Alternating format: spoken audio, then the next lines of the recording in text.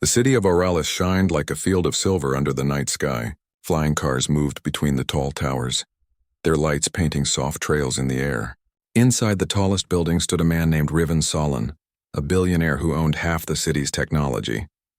People called him the Iron Mind because he built machines that could think faster than humans. He had everything a person could dream of, but what he loved most was winning games that showed how smart he was. Riven often held secret game nights in his grand tower, where the richest and cleverest people came to play. There were games of logic, strategy, and chance. Some used cards, others used holograms that showed battlefields and galaxies. Every guest wanted to impress Riven because one win could open doors to fame and fortune. One quiet evening, Riven's assistant Mira came into his study with a strange message. It was from an old worker who cleaned the lower levels of the tower. The man's name was Tom, and he had worked for Riven for 10 years. Tom rarely spoke to the rich guests, but this time he sent a direct request. He wanted his son to attend Riven's next game night. Riven laughed when he read the message. He could not believe that a cleaning worker had the courage to ask such a thing. Mira said Tom's son had a sharp mind and loved solving puzzles. Riven thought it would be amusing to let the boy come. He decided to make it part of his next event, calling it the Challenge of the Common Mind. He wanted to see how a boy from the lower levels would do among the brightest guests in Oralis. 2 days later, the invitation was sent. It was written on shining silver paper and carried by a small drone to Tom's home in the workers' quarters. When Tom's son opened it, his eyes widened. His name was Irene, a 16-year-old boy who fixed broken machines for neighbors in his free time. He had never seen the upper levels of the city, but he dreamed about them every night. Tom told him not to get his hopes up. He said rich people like to make fun of those below them, but Irene smiled and said that he wanted to go anyway. He said that maybe, just maybe, he could surprise them. When the night of the event arrived, the tower glowed brighter than usual. The guests arrived in long black cars that hovered above the streets. They wore fine suits and dresses that shimmered with tiny energy lines. Irene and his father came in a small lift that stopped at the service gate. Guards scanned them, looking surprised when they saw their names on the guest list. Inside the tower, Irene looked around in wonder. The floor was made of glass that showed lights running under it like rivers. Tall holograms showed the history of Riven's empire. Music played softly from invisible speakers. Tom stayed near the wall, feeling out of place, but Irene stepped forward without fear. He wanted to see the world his father cleaned every day. Riven stood near a long table filled with cards and glowing chips. He smiled when he saw Irene. The boy looked out of place in his plain shirt and worn shoes, but his eyes were sharp and focused. Riven liked that. He thought this would make the game more interesting. The room filled with laughter and talk as guests gathered around. Mira announced that tonight's main game would be Mind Vector, a new version of poker that used both cards and holographic energy fields. The game tested not just luck, but also the ability to read patterns of light and predict hidden codes. The winner would receive a rare crystal key worth more than any fortune. Riven explained the rules to Irene kindly, though his voice carried a touch of pride. He wanted everyone to see how a genius from the lower levels would struggle against the best minds of the upper city. Irene listened carefully, nodding at each detail. His eyes studied the holographic table, watching the light shift and change. The first round began. Cards floated in the air, glowing with numbers and symbols. Players placed their chips, made calculations, and watched the changing patterns. Irene stayed silent, moving slowly. Some guests smiled, thinking he was too shy to compete. But when the round ended, Irene had matched Riven's score exactly. The guests clapped politely, thinking it was luck. In the second round, Riven raised the level of difficulty. New cards appeared, their symbols changing every second. The lights around the table pulsed faster. Irene studied the rhythm, then began to move his chips with surprising confidence. When the lights stopped, he had beaten everyone by a small margin. The guests stopped smiling. Riven leaned forward, watching him closely. He asked how Irene knew where to place the chips. Irene said that the symbols repeated in a pattern that matched the city's power grid pulse. He had noticed it after the first round. The guests whispered among themselves. None of them had ever noticed such a detail before. By the third round, the room was quiet. Even the music had stopped. Irene's calm movements and quick mind had drawn everyone's attention. Riven changed the rules again, adding secret layers that even his AI assistant could not predict. The holographic field filled the room with bright shapes, numbers, and bursts of light. Iren's eyes followed every motion. His hands moved like he was guiding invisible strings. When the lights dimmed, the final pattern showed his score on top. Riven's hand froze on his last card. For the first time in years, he had lost. The room stayed silent. No one could believe what they had seen. A simple boy from the lower levels had beaten the Iron Mind at his own game. Iren stood quietly, not smiling, not proud, just calm. He thanked Riven for the chance to play and said that it was a good game. Riven's guests began to whisper, some laughing softly, others staring at the boy with new respect. Mira smiled from behind the crowd. She could see that Irene was not just clever. He saw the world in a different way. Riven stood up slowly. His face showed no anger, only deep thought. He asked Irene to stay after the event because he wanted to speak with him privately. Irene agreed, though his father looked nervous. When the guests began to leave, Riven watched Irene carefully. The boy reminded him of himself when he was young, hungry for knowledge and unafraid of those above him. Riven wondered if this meeting was luck or destiny. As the lights dimmed and the hall emptied, Riven walked toward the window. Below him, the city lights looked like stars trapped under glass. He had built this empire with his own mind, yet tonight a boy from the streets had shaken his confidence. Tom walked up to thank Riven for the invitation, but Riven only nodded.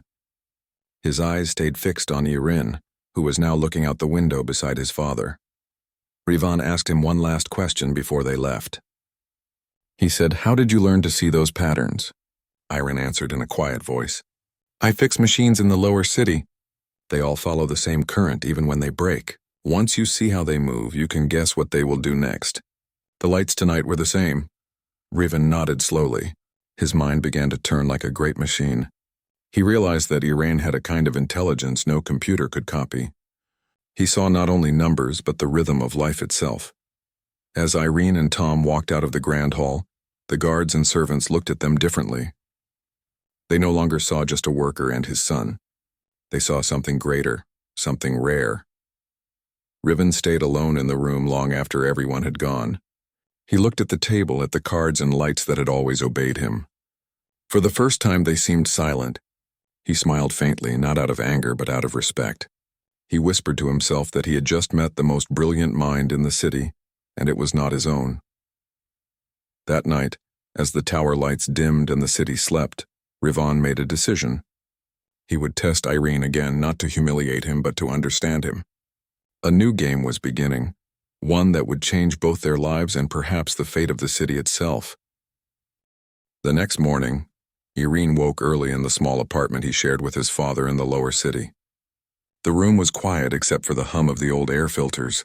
He looked out through the dusty window at the glowing towers above. The memory of last night still filled his thoughts. He had beaten the richest man in the city in his own game, yet he did not feel proud. Instead, he felt curious. He wanted to know why Riven Solon had asked him to stay behind and what the billionaire planned next. His father, Tom, sat by the small table drinking tea made from cheap leaves. He looked tired but happy. Tom told his son that people in the worker district were already talking about him. Some called him the boy who saw the city's rhythm. Others said he must be lucky. Tom only smiled and said that luck had nothing to do with it. He told Irene to be careful with Riven, because powerful people never give without wanting something in return. At midday, a drone came to their window with a silver message card. It carried Riven's seal. The message invited Irene to visit the tower again that evening for a special project. Tom looked uneasy, but Irene said he would go. He felt that something important was about to begin. When Irene arrived at the tower, Mira was waiting for him in the lobby. She greeted him kindly and led him to a private elevator. The elevator moved so fast that the view outside turned into streaks of light. When it stopped, they stepped into a round room filled with glass walls and moving holograms. The air hummed with quiet energy. Riven stood in the center, looking at a large table that projected a glowing city map. Riven turned and smiled. He told Irene that he had been thinking about the game all night. He said he had played against great minds before, but none had seen the hidden flow of patterns as Irene did. He wanted to understand how Irene's mind worked, and to do that, he had prepared a new challenge. Irene asked what kind of challenge it was. Riven said it was not a game this time, but a test that involved the real systems of the city. The table before them showed Oralis from above.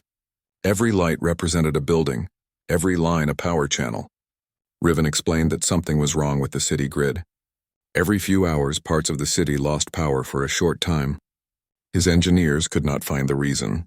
He wanted to see if Irene could find the pattern behind the failures. Irene stepped closer and watched the lights shift on the holographic table. He could see waves of power moving through the city. At first glance it looked random, but he noticed tiny pulses that repeated after a few seconds.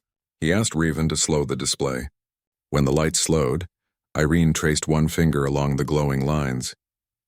He said the problem was not in the main grid, but in the small backup lines that connected to the tower district. The power overload there spread through the system like a heartbeat that skipped at regular times. Riven looked surprised. He told his engineers to check the area Irene pointed at. Within minutes they confirmed that one of the backup cores was overloading every 2 hours. No one had seen it before because it was hidden under older code. Riven turned to Irene amazed. He said that the boy's eyes saw what machines missed. Irene only smiled and said that the grid's pulse was like a song that went out of tune. After that day, Riven asked Irene to come to the tower every evening. He gave him puzzles and systems to study. Some were simple codes, others were massive data networks. Irene solved them all with patience and quiet focus. Mira watched him work and often asked how he did it.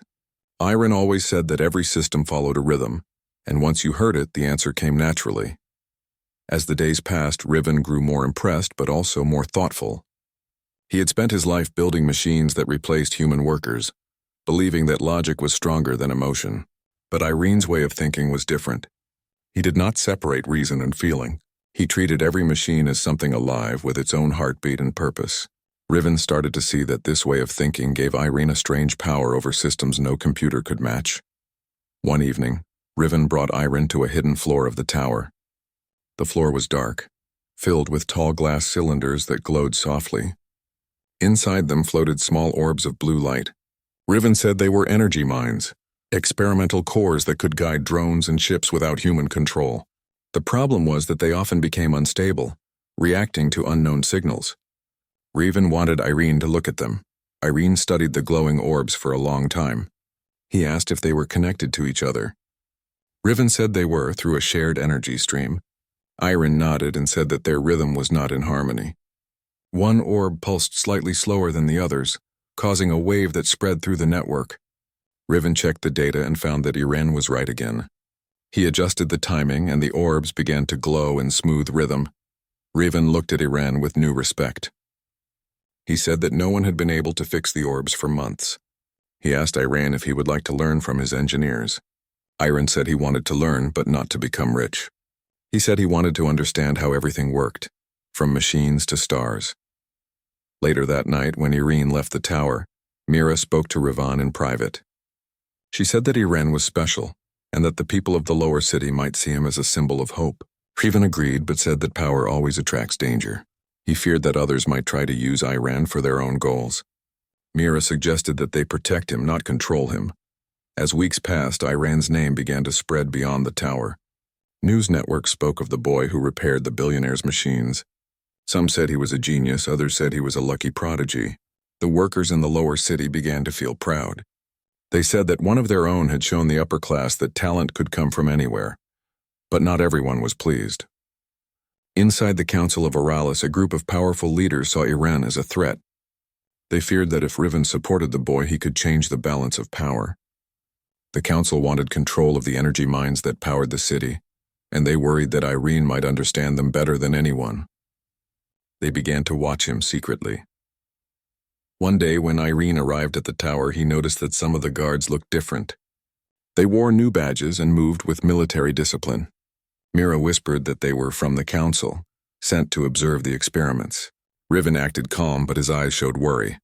He told Irene to focus on his work and ignore the guards. That evening, Riven gave Irene a final test. He said that this would decide if Irene was ready for something greater. He projected a large holographic network showing the entire planetary grid. Every city was linked by energy lines and transport systems. Raven said that deep inside the grid there was a hidden pattern no one had ever solved. It was said that the one who could read it could control the entire system. Iren looked at the glowing map for a long time. The lights shifted like a moving ocean. He began to trace the flows with his fingers, following the rhythm of each pulse. Hours passed and Riven watched in silence. Finally, Irene pointed to the center of the grid and said that the system was not complete. He said there was a missing node, something that connected everything but was hidden under false code. Riven's face changed. He asked if Irene could locate the hidden node. Irene nodded and began typing on the console. Lines of code filled the air like streams of light. Then a small golden point appeared at the edge of the map. Irene said that the node was not inside the city at all, but deep underground below the old energy tunnels. Riven stared at the golden point. For years he had searched for that secret link. Some said it was a myth. Now it was real. He thanked Irene and said that they would explore it soon. But before they could continue, one of the guards stepped forward and called his superiors. The council had been watching, and they wanted the discovery for themselves. The next morning, Riven received an order from the council. It said that all research related to the planetary grid must be transferred to them. They also said that Iran's access to the tower would be suspended until further notice. Riven was furious but could not fight the council directly. He called Irene and told him to stay at home for safety. Iran agreed but said he wanted to finish what he started. Riven promised that they would find a way. That night, as Riven looked out over the city, he realized that he had become part of something far larger than a game. Iran's mind had opened a door to secrets buried deep within the world's systems. Now powerful people wanted control of those secrets. Far below in the worker district, Irene looked up at the shining towers and wondered why knowledge always brought trouble. He did not want power. He only wanted to understand. Yet he knew that his discovery had changed everything. He whispered to himself that the real game was only beginning, and this time, it was not about winning or losing. It was about truth and the future of the city. Rain poured over Oralis, washing the lights of the tall towers into rivers of color. The air was heavy with noise from drones flying between buildings. Deep inside the city's worker district, Irene sat beside the window watching the storm. His mind was not on the rain. It was on the golden point he had seen on the map, the hidden node buried far below the city. His father, Tom, walked into the room and told him to eat. Irene nodded, but his eyes stayed on the window. Tom could see that his son's thoughts were still with Riven and the tower. He had heard that the council had taken control of Riven's research. Workers were whispering that the tower was under watch by the government. Tom worried that they would blame Irene for something he did not do. That evening, Irene received a secret message through his small data pad. It came from Mira. The message said that Riven wanted to meet him outside the tower at midnight. It was important and dangerous. Irene looked at his father and told him he had to go. Tom tried to stop him, but Irene promised he would be careful. When the city clock reached midnight, Irene left the house and walked through the dark alleys. The rain had stopped, but the air still smelled of wet metal. He reached an old transport tunnel under the bridge where a sleek black car waited. The door opened and Mira waved him inside. She looked worried and told him that Riven could not use the tower anymore because the council had placed guards everywhere. They were taking his data and studying the hidden node without him. The car moved silently through back tunnels until it reached a secret lab outside the city. Riven was there, surrounded by machines and holograms. His face looked tired but focused. He smiled when he saw Irene. He said that the council had taken everything except his will to learn. He thanked Irene for coming. Riven showed Irene a new holographic map that he had built from memory. It showed the golden point again, glowing deep under the city. He said that the council's scanners could not reach that far underground. The only way to find the node was to send a small drone through the old tunnels. Riven said that he had one ready, but it needed a guide. The tunnels were full of dead signals that confused normal navigation systems. Irene's mind could follow patterns better than any computer, so Riven asked him to control the drone manually. Irene agreed. He sat at the control table and placed his hands on the glowing pads. The screen came alive with shifting blue lights. The drone's camera showed dark tunnels filled with pipes and fallen metal. Riven told him to follow the faint energy lines that pulsed in the walls. Irene nodded and guided the drone through the maze. Hours passed. The drone moved deeper into the earth where even machines had stopped working long ago. Iron's eyes followed the flickering patterns on the screen. He could feel the rhythm again, the same hidden pulse he had seen in the city grid. It led the drone forward, twisting through old chambers and narrow passages. Finally, the drone entered a wide space filled with strange machinery covered in dust. In the center stood a massive sphere of black metal, half buried in rock. Golden light leaked from small cracks along its surface. Riven and Mira stared at the screen in silence. Iron said that this was the node. The patterns around it matched the city's energy flow exactly. Riven told him to scan it carefully, but before Iron could finish, the screen flashed red. The drone lost signal. A moment later, all the lights in the lab flickered. Riven's computers showed strange readings. The node had activated. Energy lines across the city began to shift. Iron pulled his hands away from the control pads and said that something had awakened. Riven's face turned pale. He told Mira to shut down all systems, but it was too late. The city grid responded to the pulse from underground. Towers flickered, drones stopped in midair, and streets went dark. The entire city fell into silence for 10 seconds before power returned. When it did, every screen across Oralis displayed a symbol that no one had ever seen. A circle made of golden lines. The council saw the symbol too. They called it a system breach and blamed Riven for it. They sent security units to find him. Riven knew that he had little time. He told Irene and Mira that they had to leave the lab. He said that the council would come for them, and they must protect the knowledge they had found. They escaped through a back tunnel as drones flew over the area. Riven drove the car through the night, heading toward the outer districts where no one would search. During the drive, he explained that the hidden node was older than the city itself. Long before Oralis was built, an ancient network had been placed under the ground. It had guided the planet's energy flow for centuries. Riven believed it was a machine made by humans long ago, before the current era of technology. Iran listened quietly. He said that when the node activated, he felt something like a heartbeat. It was as if the machine was alive and waiting to wake up. Riven looked at him with wonder and fear. He said that if the node was truly sentient, then the city might be standing on a power beyond imagination. They reached an abandoned factory outside the city where Riven kept old prototypes. The air smelled of oil and dust. They set up their equipment there, trying to reconnect to the city grid. Mira worked on blocking their signal so the council could not track them. Iron began to study the data he had saved before the drone disconnected. After hours of work, he found something strange. The golden light from the node carried a message pattern. It was not random. It was a form of communication written in pulses of energy. Iron translated the rhythm into sound, and a soft tone filled the room. It was not a voice, but it carried meaning. It repeated the same pattern again and again like a greeting. Riven watched with wide eyes. He said that if this was real, they might have discovered an ancient intelligence sleeping beneath the city. Mira asked what it wanted. Iron said he was not sure yet, but the tone did not sound hostile. It felt calm, almost gentle. Before they could study further, alarms echoed from the entrance of the factory. The council's drones had found them. Riven told Mira to take Irene through a back door while he stayed to slow them down. Iron tried to protest, but Riven said that the boy was the only one who could understand the node. He told Irene that knowledge was not safe in the hands of power-hungry people. He said that truth must be protected even when it was dangerous. Mira led Irene through dark passages behind the factory.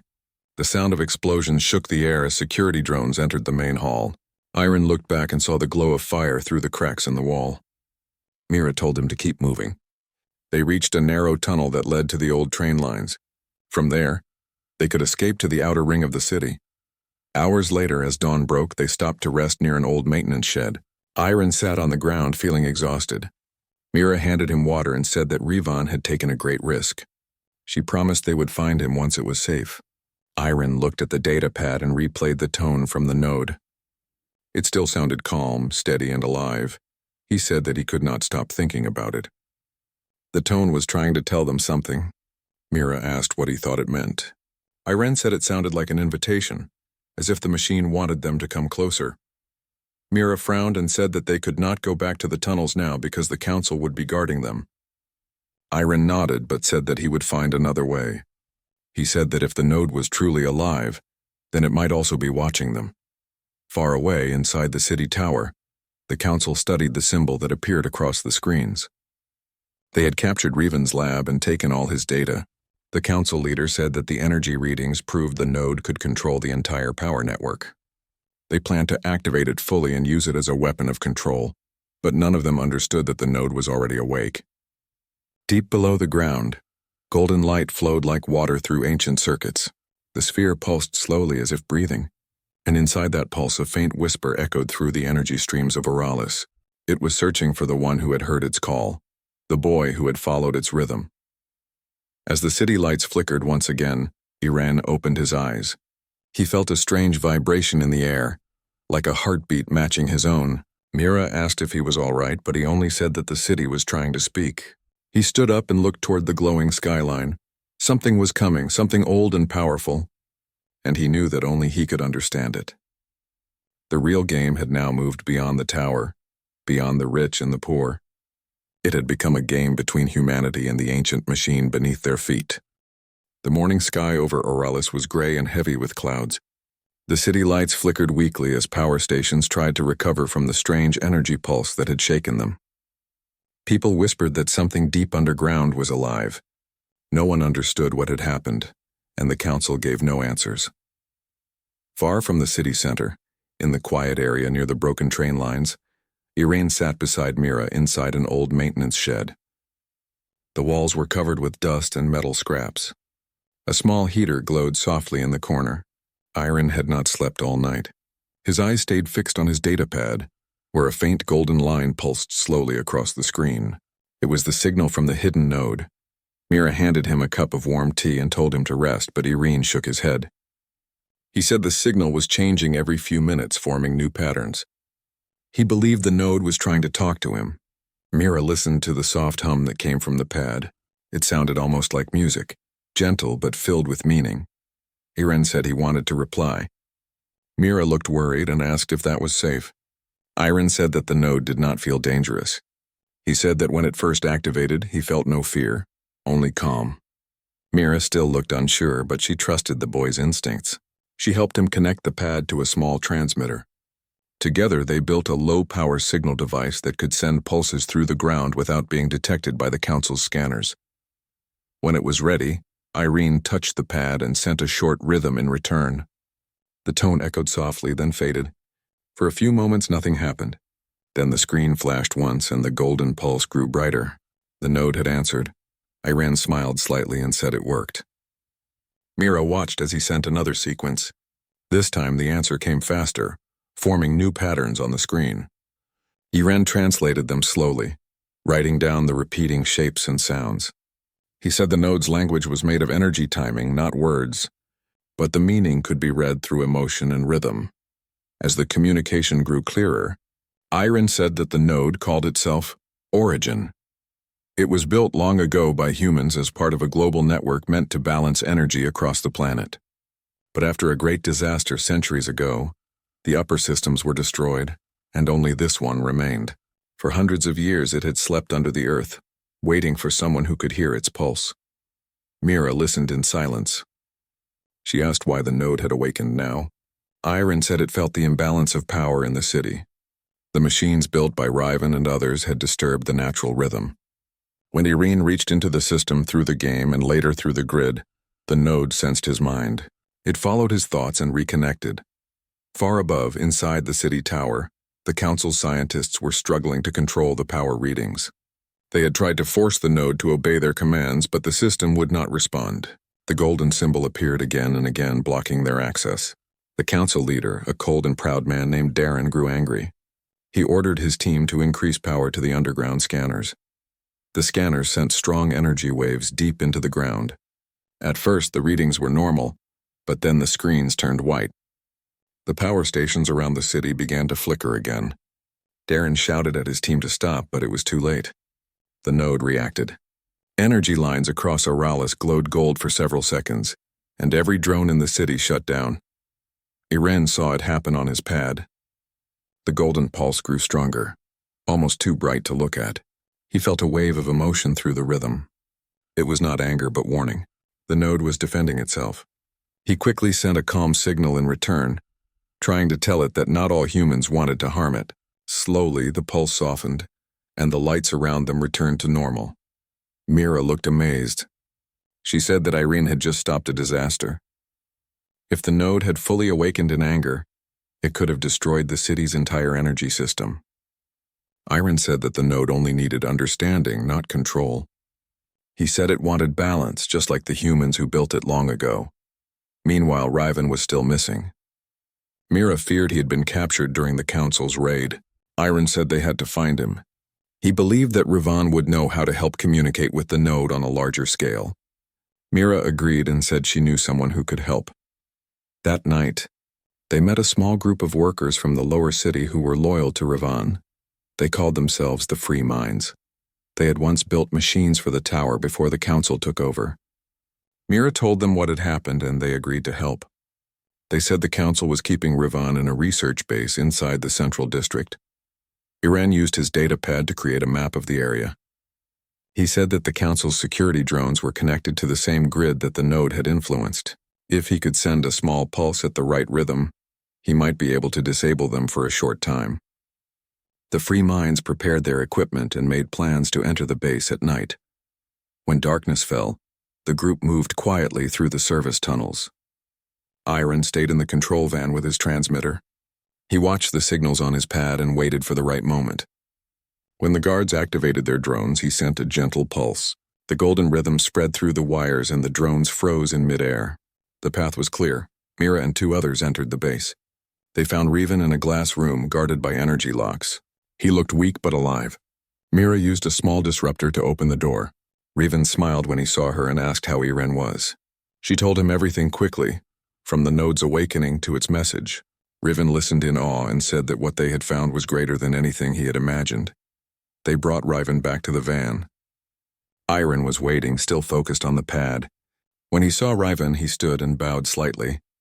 Riven placed a hand on his shoulder and said that the real genius was the boy who could hear what machines felt. As they drove away, the council's alarms sounded through the city. Darren ordered every drone to search for them, but Irene had already changed the grid's rhythm again. The drones followed false signals and scattered in the wrong directions. By dawn, they reached the hills outside Oralis. The sun rose over the horizon, turning the sky gold. From there, they could see the entire city below them. Riven said that the node's core must be directly under the tower district. He believed there was a hidden access shaft that led deep underground. Irene said that the node wanted them to come. He felt it through the signal. It kept repeating a new pattern that meant connection. Mira asked what would happen if they went there. Irene said he did not know, but he believed the node wanted to show them the truth about the old world. Riven decided they would go. He said that if the council controlled the node, they would turn it into a weapon. But if they reached it first, they could learn its purpose and protect it. That evening, they began their journey back toward the city. Using the Free Minds network, they moved through hidden tunnels and old maintenance routes. Irene guided them using the rhythm on his pad. The deeper they went, the stronger the pulse became. After hours of travel, they reached a massive steel door under the tower district. It was covered with symbols that glowed faintly in gold. Irene touched the surface and the door began to hum. The pulse matched the rhythm of his heartbeat. Slowly, the metal panel slid open, revealing a long shaft leading into darkness. They climbed down using safety lines until they reached a huge underground chamber. The air was warm and filled with a golden mist. In the center stood the same black sphere the drone had found earlier, now glowing with gentle light. The surface shimmered with flowing patterns like water. Irene stepped closer while Riven and Mira watched. The light from the sphere reached toward him like soft waves. Irene raised his hand and the glow met his fingertips. In that instant, the rhythm in his pad stopped. The sound was now inside his mind. He could hear a calm, deep voice formed not of words but of understanding. The voice showed him images. He saw the old world before the fall, great cities powered by the same network that now slept underground. Humans and machines had worked together in harmony, but greed and pride had caused the systems to collapse. The network shut itself down to protect the planet. The last part, called Origin, had waited for someone worthy to awaken it again. Irene understood everything. He saw that Origin was not a weapon, but a guardian meant to keep balance between life and energy. It had watched for a human mind that could feel its rhythm instead of trying to control it. When the vision ended, Irene opened his eyes. The golden light covered the chamber, shining brighter than ever. Riven asked what happened. Irene said that the machine had chosen them to protect the balance of the world. He said that if the council tried to force it, the entire system could break and destroy the city. Riven nodded, his eyes wide with awe. He said they must stop the council before it was too late. Mira asked how they could fight such power. Irene said that Origin itself would help if they guided its rhythm. Far above them in the council's tower, Darren ordered full activation of the energy cores to take control of the node. The city lights turned red as power surged through the grid. In the depths below, Irene felt the rising pressure. He placed both hands on the sphere and sent a calm signal through his heartbeat. The golden light spread through the chamber like waves on a sea. The ground shook and the air filled with sound. Origin answered his call. The air inside the underground chamber grew heavy as the walls pulsed with gold light. Irene stood before the glowing sphere of Origin, his hands pressed gently against its surface. Mira and Riven watched as the ground trembled around them. The hum of the machine grew louder, matching the rhythm of Irene's heart. Above them, the entire city of Oralis was in chaos. Towers flickered as lights turned from white to red. Darren, the council leader, stood in the control room shouting orders to his engineers. They had tried to take control of the network using force, but every command was blocked by the same golden symbol. Darren refused to stop. He ordered the main reactor to channel all power into the grid. Energy waves rushed through the city like a storm. The streets glowed faintly, and every drone in the air began to malfunction. Some crashed into buildings while others froze mid-flight. Citizens ran for shelter as sirens echoed through the towers. The people did not know what was happening, but they felt the power shift under their feet. Deep underground, Irene felt the surge of energy strike Origin's core.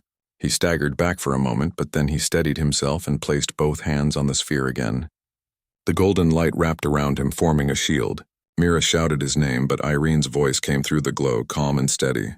He told them that the council was trying to override the system, and that if they kept pushing, the energy cores would explode. Riven's face grew pale. He said that the power lines were connected to the city's foundation. If the cores went unstable, half of Oralis could fall. Mira looked at Irene and asked what they could do. Irene said that the node could stop the overload, but it needed a guide, a human mind that understood both emotion and rhythm. Riven stepped forward and said that he would help. Irene shook his head and said that Origin had chosen him for a reason. It was not just logic or skill. It was the ability to feel balance. He told Rivan to help Mira protect the chamber while he stabilized the network. The golden glow grew stronger as Irene focused. He could see the entire grid in his mind, a web of light stretching across the city. The council's power surge looked like red cracks running through it. Origin's rhythm pulsed gently beside him, asking for direction. Irene sent calm waves across the network, telling the system to breathe, to slow down. In the control tower, Darren stared at the screens in disbelief. The power readings were dropping even though the reactors were still active. The golden rhythm was overriding his commands. He slammed his hand on the table and ordered his guards to find the source. They began scanning the city again, tracing the signal toward the underground chamber. Riven saw the movement on his own monitor. He told Mira that the council had found them. The free minds who waited near the tunnel entrance reported that drones were approaching. Mira took a deep breath and told everyone to prepare. They had simple pulse rifles and shields, nothing fancy, but they were determined to protect Irene. The drones entered the tunnels, their red eyes glowing. Mira and the others opened fire, sending bursts of blue light through the dark passage. Sparks flew as machines exploded against the walls. The sound of battle filled the tunnels, but inside the chamber, Irene stayed still, lost in the rhythm. The light around him began to change color, moving from gold to soft white. He felt something deep within Origin's memory, a presence that was not human but kind. It spoke to him without words, showing him pictures of ancient Earth before the fall. He saw how humans had once worked together with machines in harmony. He saw how greed and fear had broken that unity. The presence asked him a silent question. Will you restore the balance? Irene answered yes. The light flared brighter, filling the entire chamber. The walls vibrated with energy, and the golden lines extended upward through the tunnels, spreading into the city above. In the control tower, Darren's screens turned white. Every command line disappeared. The symbol of origin filled the main display, pulsing calmly. The voice of the system echoed through the speakers, not mechanical but clear and human-like. It said that balance had been restored and that power could no longer belong to a single hand. The energy cores shut down one by one. The red lights across Oralis faded, replaced by a soft golden glow. The storm in the sky began to clear, and sunlight broke through the clouds. For the first time in years, the air in the city felt calm. Mira and the Free Mind stood at the tunnel entrance watching the drones power down. The machine stopped fighting and hovered silently before landing gently on the ground. Riven lowered his weapon and stared in disbelief. He said that Iran had done it. Inside the chamber, the light faded slowly. Iran fell to his knees, breathing hard. The sphere of origin dimmed but still glowed faintly, like a heart at rest. Mira ran to him and helped him stand. He smiled weakly and said that the machine was safe now. He said that the balance between human and system had been restored. Riven placed a hand on the sphere. He could feel warmth through the surface. He said that the machine was alive in a way they had never understood. It was not just a tool but a partner, meant to guide humanity, not control it. Iren nodded and said that the node wanted humans to remember their connection to the world, to each other, and to the systems they built. He said that the game he played with Rivan was never just about numbers. It was a lesson about seeing patterns and feelings as one. Above ground, the people of Oralis stepped out of their homes. They saw the golden light fade into the sky and the city calm again. For years they had lived under the rule of a council that used machines to control every part of their lives. Now for the first time, the network belonged to everyone. Screens across the city showed a message in golden letters. Energy belongs to balance, not power. Darren sat alone in the dark tower, staring at the dead screens. His empire of control had fallen in a single night. He realized that the system he had tried to dominate had chosen a child instead of him. He lowered his head and whispered that maybe he had forgotten what being human meant. In the days that followed, Riven and the Free Minds helped rebuild the city's energy lines. The people worked together to restore order without the old council. Mira became the voice of the rebuilding teams, helping families get power again. Everywhere, golden symbols marked the systems that were now self-balancing. Irene spent his time in the lower districts, teaching others how to read the rhythm of the machines. He showed them how to listen instead of command. The children gathered around him, fascinated by the soft hum that came from his datapad. To them, it sounded like music. One evening, as the sun set over the city, Riven walked up the hill outside Oralis where the three of them had once watched the golden sunrise. He found Irene sitting quietly looking at the skyline. Riven sat beside him and asked if he was still hearing the rhythm. Irene nodded. He said that Origin was sleeping again but still listening.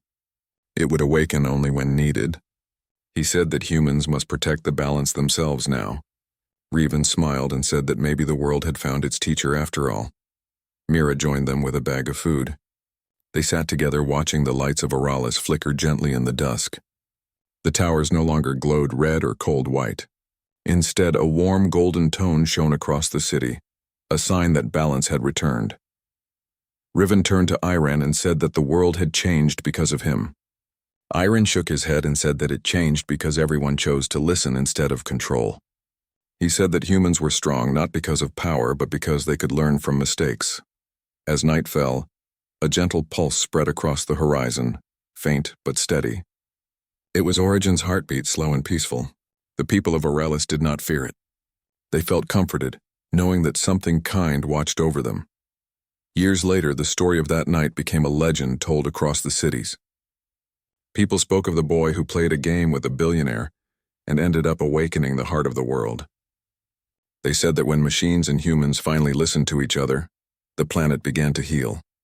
In the archives of the rebuilt tower, a small plaque was placed beside the new power core. It read, "To the one who heard the rhythm of life, balance is humanity's greatest strength." And so the tale of Iren, the boy who outsmarted the empire, lived on, not as a story of power but as a story of understanding. It reminded everyone that true strength came not from wealth or control but from harmony between mind, machine, and the heart of humankind. The golden light of Origin continued to pulse deep beneath the city, a silent guardian waiting for the day when humanity might need to hear its rhythm again.